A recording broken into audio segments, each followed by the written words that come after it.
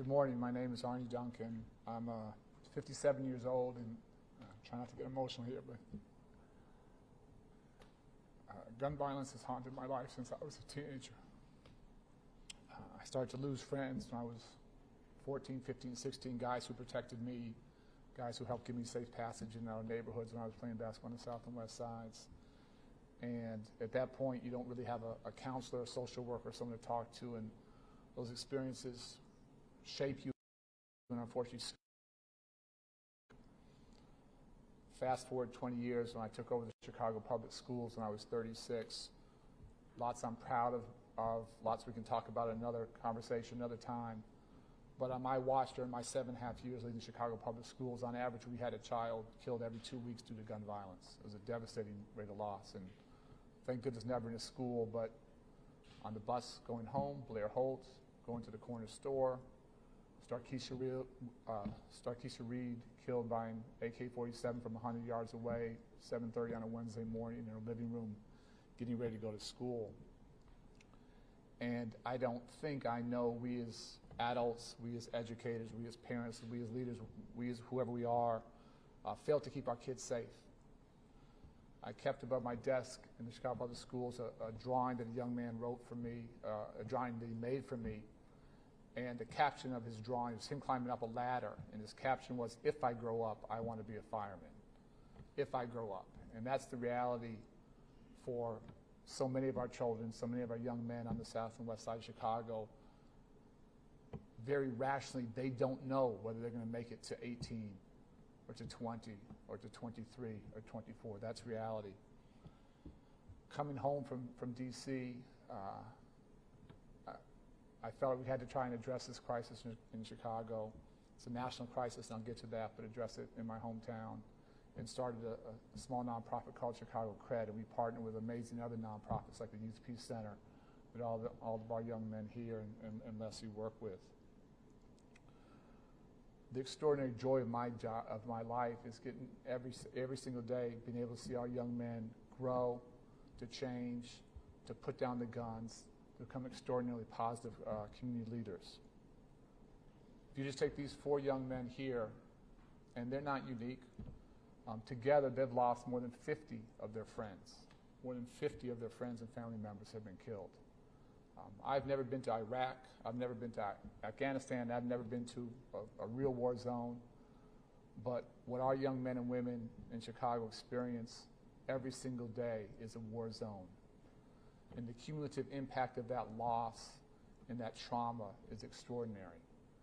And it is never our kids' fault, whether it's in Chicago, whether it's in Texas, whether it's any place else. It's never our kids' fault. My worst day here in D.C. was the day of the Sandy Hook shooting. And I got a call from a friend who was working in Connecticut on the way to the scene. It wasn't just what he said, but it was his tone of voice. We didn't quite know what was happening yet. He said, "Arne, this is bad. This is really bad."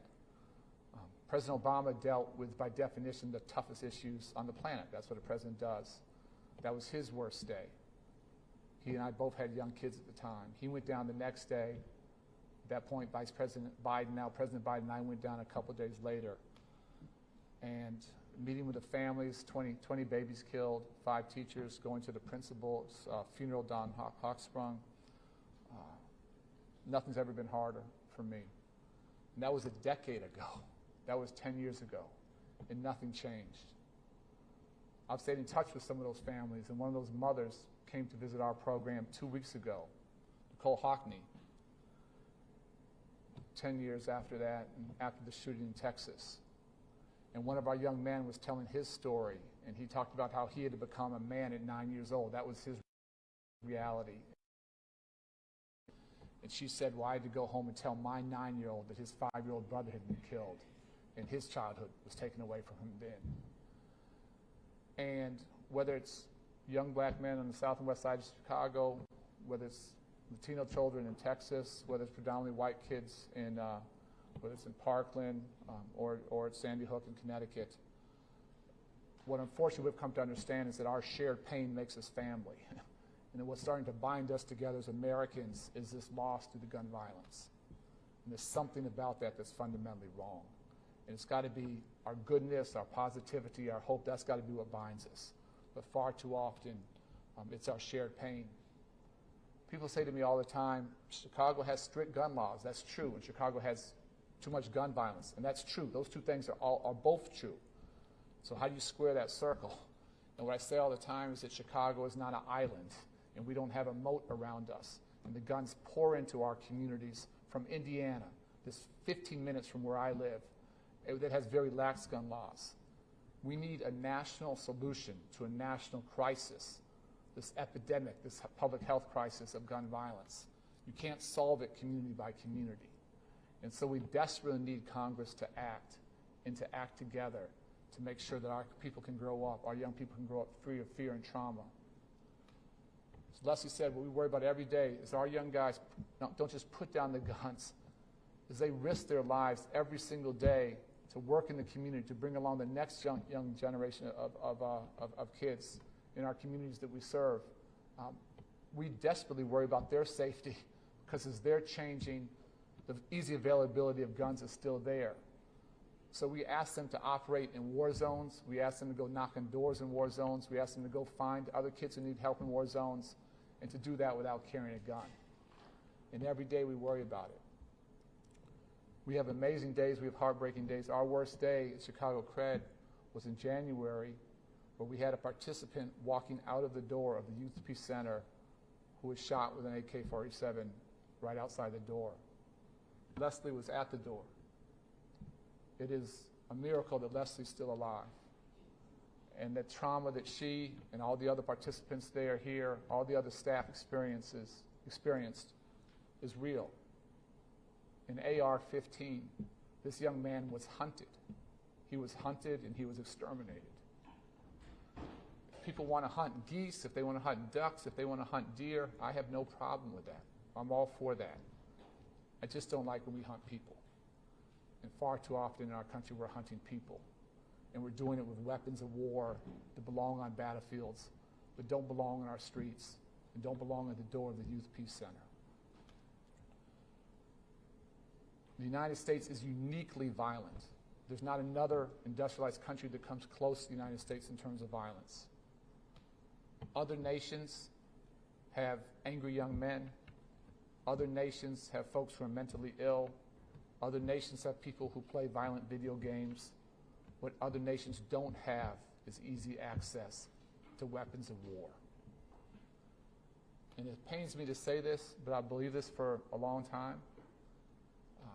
What's different about America is in America we value our guns more than we value our children.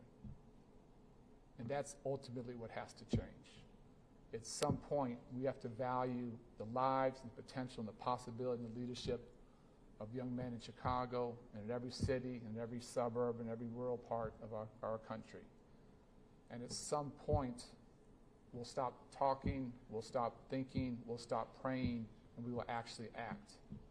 And when we decide that we value our children more than we value our guns, we will have an entire generation of people growing up without the fear and trauma that unfortunately our young men and women in far too many places around the country have to deal with.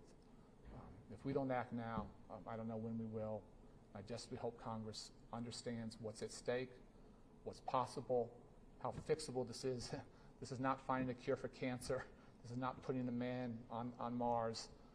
Every other country has figured out a way to do this. We just need a tiny slice of courage to get this done. It's been 3 decades with nothing happening positive. The fact that we have 10 Republicans and 10 Democrats talking, coming up with a framework for an agreement.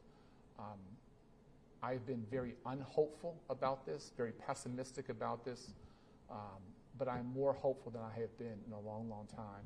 And I hope our leaders in the Senate, in the House of Representatives, and I know President Biden's heart. I've seen him in these situations. I know he'll sign this as soon as he gets to his desk. I desperately hope for young people around the country we can finally do the right thing. Thank you.